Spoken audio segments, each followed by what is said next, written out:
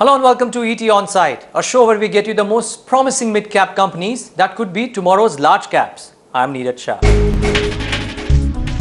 L&T Finance Holdings is believed to be one of the front runners for bagging a banking license. And the management believes that the hit on the return ratios because of becoming a bank will be temporary. The L&T parentage, a strong management team, and being a part of the sector which is in the growth phase all aid to the valuations that the company is trading at. We spoke to Mr. Y.M. Devasthali to get a sense of how the next few years for the company look like. Hello, welcome to ET Onsite, and we are in conversation with Mr. Y.M. Devasthali. The man needs no introduction. He heads L&T Finance Holdings. Thanks so much for having us at your office, Mr. Devasthali. You are most welcome. Just looking at how the economy seems to be shaken up, what's your view on the economy as a whole, one? And how does L&T Finance Holdings, by virtue of the fact that it's so connected to how the economy performs, do over the course of the next 1 year and over the course of the next 3 years, if you have a view? I think it's no secret that we have problems in the economy. Okay. There is a considerable slowdown, and in the last few months it is extremely volatile. There are several problems. Growth has considerably slowed down. We have problem on current account deficit, fiscal deficit, and if you start talking about problems, you will become gloomy. The whole day will become very bad. But I think let me come back to the question. Having said all these things, I do believe that there are some actions which are being taken. One may perhaps find that some of them are reactions, but I think very concerted efforts are being made to tackle inflation and exchange rate, which should help probably in current account deficit. Also, these gold imports, reduction in gold imports should help in the medium term. On the growth front, although we may not like the pace, but I feel that there are some actions which are being taken. Are these problems that you articulated the reason why you've been so cautious in your forecasts for the year in your con call as well? I mean, you've been reasonably cautious this time around. Not really. Actually, it's not question of being cautious on the con call. I think we have to be realistic. The reality is today that there is a pain in the system. There is stress. If you look at small, medium, large corporates, many of them are going through a lot of liquidity problems. The investment climate, as I said earlier, is not particularly great, and as a result of which there are not many new projects, not many proposals, good quality proposals which are coming our way, and therefore I think we need to make sure that we are realistic on this. So while we are being cautious, it doesn't mean that as far as the business is concerned, growth will not be there. As I said, we are growing extremely well in the rural and retail markets today, and that consumption story is still continuing. I think with this relatively good monsoons this year, that should continue. We have seen extremely good growth in tractor financing. So there are some areas in which growth will be there. So on balance, we will still continue to grow. What the cautious note was because of the stress in the system, and I think being in business, one has to be realistic. So it's from that perspective. Okay. And one final word really before we hit that break. I was looking at bank earnings throughout this quarter, and most companies or most banks, PSUs at least, have shown stress in their assets. The NPAs have gone up. I think even private sector banks, although their profitability has grown, if you look at their NPA numbers, they have grown. Yeah, and your NPL numbers too, on a quarter-on-quarter basis, if I look at them, have grown. Yes. So is that the trend for the next 2-3 quarters? Do you believe that could happen because of the stress in the system? What I would say is that we do believe that on the infrastructure front, the stress might continue for about 1 quarter at least. It will all depend on what kind of changes take place in the economy, how situation improves. But at least for 1 quarter, we expect the stress to continue. On the corporate side, we do believe that more or less, I think we are at the peak. Maybe a little more deterioration can happen, not substantial deterioration from here onwards. On the retail side, the situation is quite okay, I would say. It's not bad at all. I think we have managed our NPAs, I would say, extremely well. We are one of the lowest in the industry today. But on infrastructure side, unless the situation changes, the pain will continue for some more time. Stay on, Mr. Devasthali. That's a very optimistic Mr. Y.M. Devasthali, cautiously optimistic Mr. Y.M. Devasthali, speaking about the immediate term for L&T Finance Holdings. We'll slip into a break. We'll of course be joined by Mr. N. Sivaraman on the other side. Here out, as we head into the break, of course, a voice which is fairly bullish on L&T Finance Holdings from a medium-term perspective. L&T Finance Holding, which is part of our investment portfolio, and we have a buy recommendation on this company. We believe that this company, under the price correction in the market, is very favorably placed. Current price to book value ratio of around 1.6 times on a forward earning estimate basis and a book value of about 34. I think this stock is becoming an attractive opportunity to add into the portfolio. So we recommend buy with a horizon of around 18 to 24 months into this company, and believe that growth going forward could be much smarter.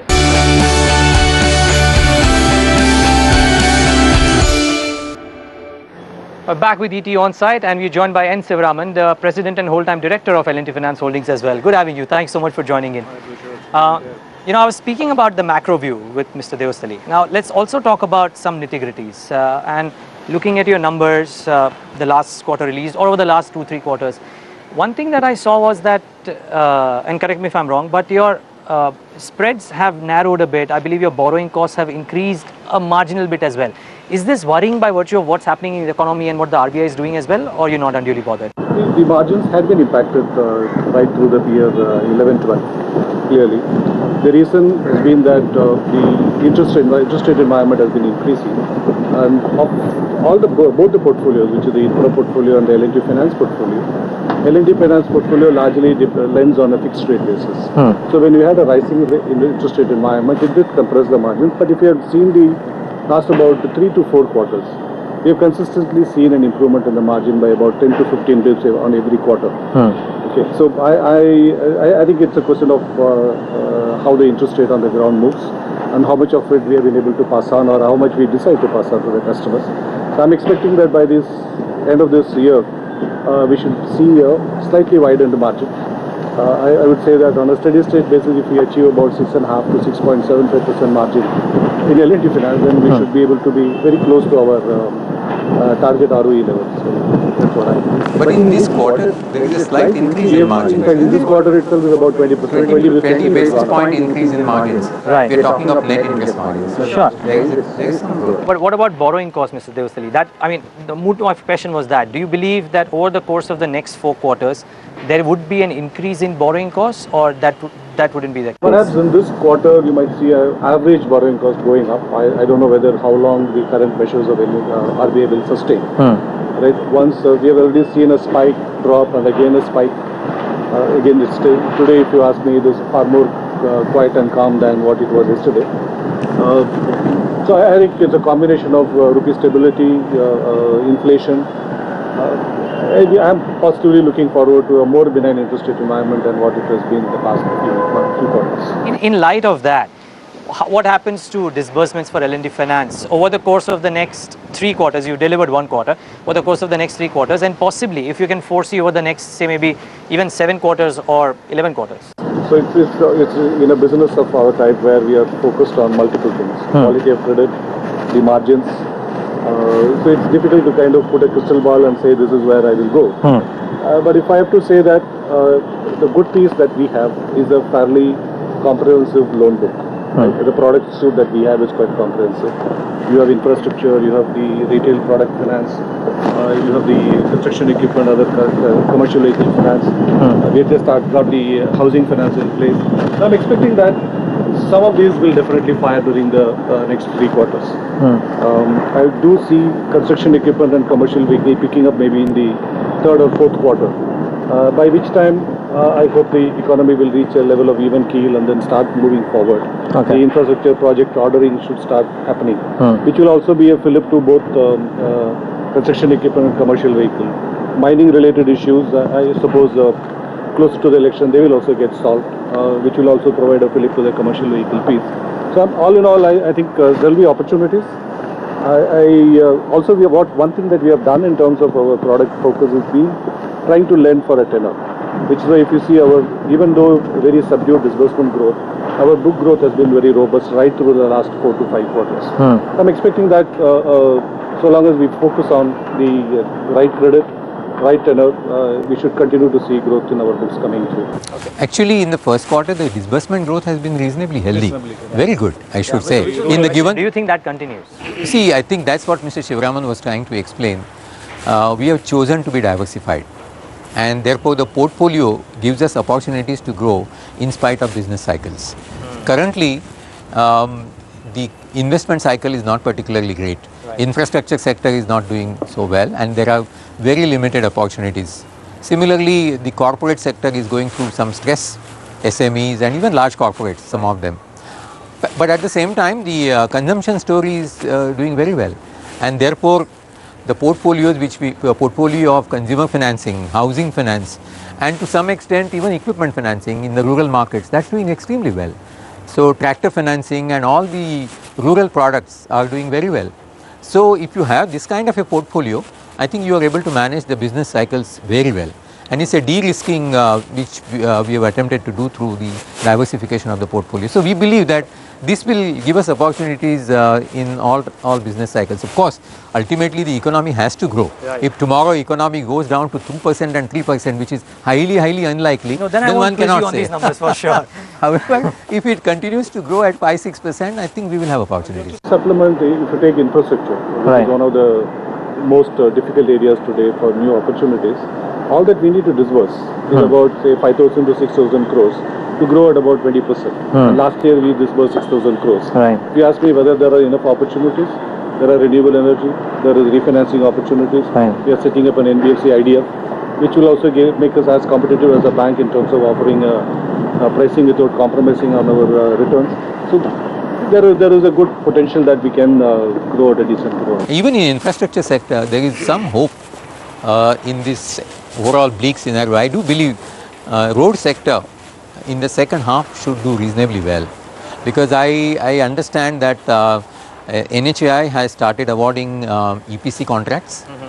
They have also started releasing money which is stuck with them because of claims or even normal payments.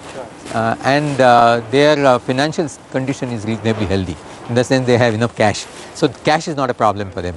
But because of procedural issues, if money was stuck, I think they have started releasing that. That's a good sign. And if that happens, it will provide working capital for construction companies. And I think overall momentum should pick up. So I think in this sector, hopefully second half should be better than what we have seen. And does it come at good numbers? I mean, and again, correct me if I'm wrong, but I was looking at, say, for example, your infra finance division.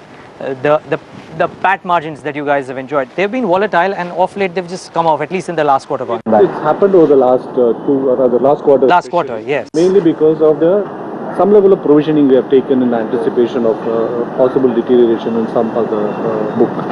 Okay, like the number of the corporate debt restructuring cases have increased. So we, as one of the serious participants in the segment, will also have some of our cases going in for restructuring. So it is better to be anticipatory and prepared rather than being waiting for things to happen. So we have taken some advanced provisions. We also have a conservative provisioning policy. We take into account all the overviews in the book and then try and make provisions against any potential slippages. So both in L&T Finance as well as in infrastructure finance, both businesses, our provisioning policy is conservative than what is required under the regulation. So for the consolidated entity on the ROE front, what do you expect L&T Finance to do? Do you stay in the lower teens, or do you go back to those higher levels? This year maybe somewhere between the 13 to 15% is what the overall achievement can be. So long as the AMC does meet our target of breaking. Sure. Okay. I think that's something which is we are hopeful to achieving for the current year. If you take the first quarter itself, is about 13%. So from here, if we see definitely improvement, we can improve from where we are today. AMC breaking even. See, that lot depends on environment as well, because all what we are saying is based on the current situation. Supposing the market improves in the second half, things can be better. Of course. So I think we, being a reasonably conservative company, I think it is better to use this language rather than over-promising. But there are opportunities. Supposing, for example, as I said earlier, the road sector improves, or the construction companies improve, and their cash flows change, there will be opportunities for us to lend in the infrastructure space as well, and also the corporate. So I think it all depends on what happens. Today, based on the current situation, this is what we are talking about. But having said that, I think our team is very focused on achieving this break-even which you are talking about. And the last quarter performance gives us a lot of confidence of achieving that. One more point I just want to mention. Sure. Monsoon being good in the current year, so far so good. I think the rural markets hopefully will continue to do well. Okay. And we have a significant presence in the rural markets. Right. Tractors, and not only tractors, all other products related to rural India, and I think we are growing in that business. So that should do well. Plus the last year's acquisition in the two-wheeler financing area, family credit, I think that also should help us to grow big. And we have a very small car financing business. Sure. So even if the growth is not substantially higher than 5%, if it remains, I think these areas will provide us opportunities. Low base companies, okay. And a couple of new ventures that you guys are planning, if I'm not wrong. Can you share some details? The infra debt fund, the infra PE fund, when do these take shape? See, the Infra PE fund has been as a plan, as a strategy around providing full financial solutions to our client segment. Not necessarily to the same client, both debt and equity, but around the infrastructure sector. We will use our skills both from the parent as the understanding of the infrastructure segment. Second will be our own appraisal skills, which we have fine-tuned over the last about 6 years or so. All this will be used to produce a differentiated investment cases as well as the returns around it. The second piece is that NBFC idea is a very interesting opportunity for us, because it puts us on a fairly competitive foothold as compared to the banks. Sure. One of the things that as a NBFC is that you are not able to lend as efficiently because your leverage cannot be as high as what the banks can enjoy. And the IDF does provide us with an opportunity to expand the leverage and be competitive in the market. So this can potentially be an alternate opportunity to lending for operational projects. Well, And that way ensure that the portfolio growth is very good and quality oriented. yeah, well, most people are believing you might well become a bank in due course of time, but we'll talk about that in the next segment. Just one last one point on this. Sure. As far as infra equity fund is concerned, we have achieved the first closure for the domestic fund, and luckily for us, we also have some assets, seed assets, which will go to that equity fund. As far as infra debt fund is concerned, also most of the approvals have come. We are awaiting the final clearance from RBI. Hopefully that should come in the month of August, and we should be in business there also. There are seed assets, so which will move to that. So these definitely take shape and form by December, before December 2000. That's what it looks like, yes. Okay. And one final word really before we take that break. What about, you're doing a slew of businesses. What about capital raising? Do you need to do that over the course of the next 9 to 12 months? See, there is a continuous capital requirement for this. Really. We raised for a certain purpose. We ended up using it for some of the acquisitions. So consequently, we did run short of capital. So what we did was that to raise preference shares of about 750 crores in the last quarter of last year. So it has provided us with the need to, rather whatever was the need for the current fiscal year, we are already fully covered. Okay. So we're not likely to raise any capital in this year. In this financial year. That preference capital has helped us. Okay, stay on, gentlemen. So much more to talk about. Let's take that quick break on ET On Site. As we take that break, hear out a voice which is extremely bullish on L&T Finance from a long-term perspective.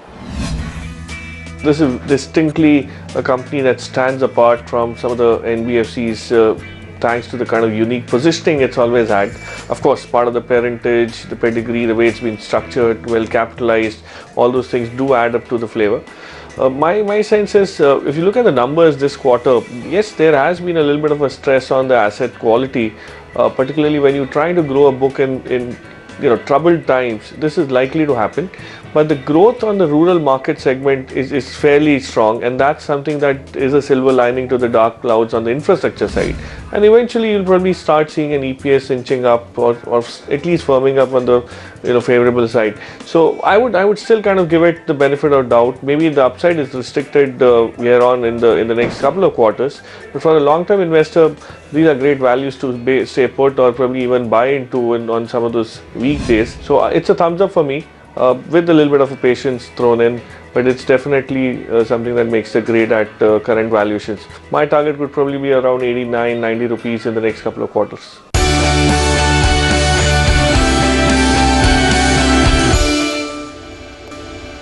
Hi, back with ET on site with L&T Finance Holdings. The most obvious question to both of you: what's the opportunity, Mr. Devastari, that you see in applying for the banking license? I mean, the reasons behind this.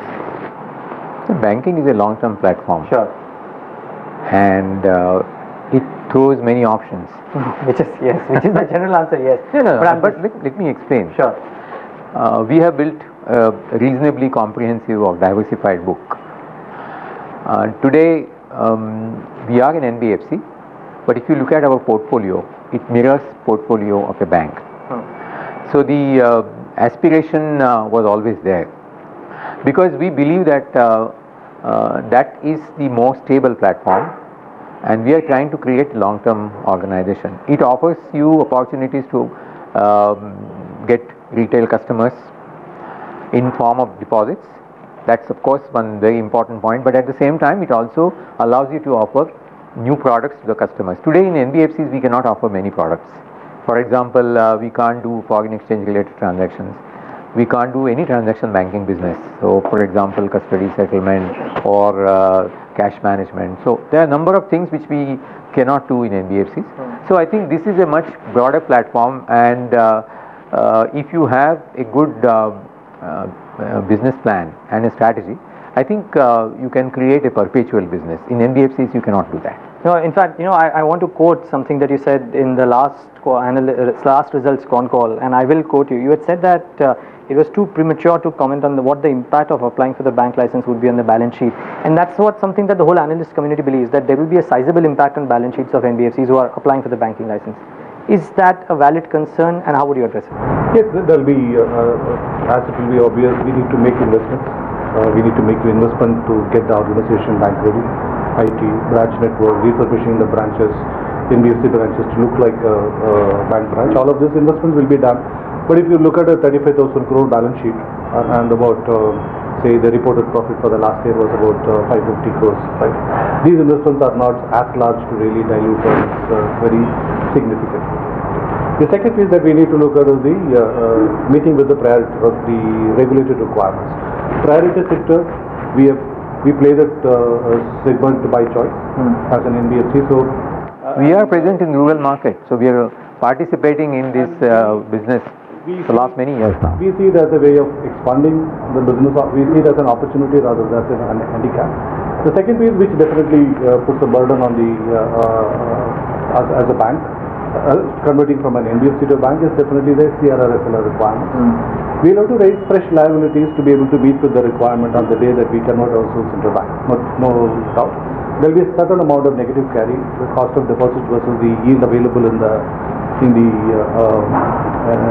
CRR/SLR investments. But if I look at it, it should cost us around 25 to 30 bits on an overall balance sheet basis. So there will be some dilution in earnings. It's not going to be dramatically wrong or large. But I would guess that this is an investment we should be prepared to make for the 1 or 2 year time frame till we are able to substitute the existing liabilities and the bulk deposits that we may end up doing in the initial years with the retail deposits and CASA. If you believe in the business plan, we should be able to do it with very efficiently, in my view. So I would like to say that maybe first 2 years could be a period of investment. Okay, we need to do that for a fairly long-term value that we can create in our business.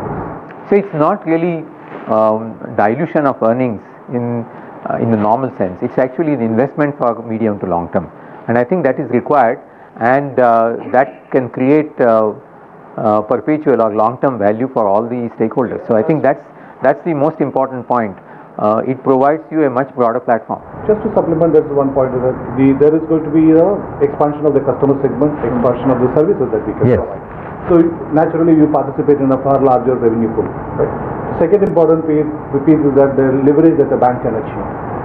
Right? As NBFC limitation is about 8 to 9 times. If you take the bank even on only the loans and advances piece, it's going to be around 14-15 times. Sure. So the leverage and the consequent positive impact it can have on the ROE is far superior to the initial dilution that we might. And you believe in that will be only for a period of a couple of years?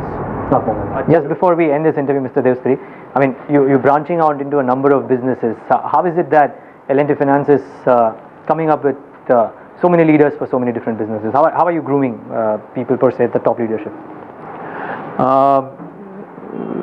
One important point we need to know, all the businesses are managed by leaders from the industry. So it's not that we are managing this business through people from Larsen & Toubro. Except for me and Mr. Shivaraman, we have hired people from the industry. Some of them have come from NBFCs, some of them have come from banks, some have come from foreign banks, insurance companies. So we have been able to attract talent. And that is actually one of the reasons why we decided to grow in financial services business, our ability to attract, retain and nurture talent. This is very, very important in this business because ultimately it's a talent oriented business. So we have been able to hire people from the industry.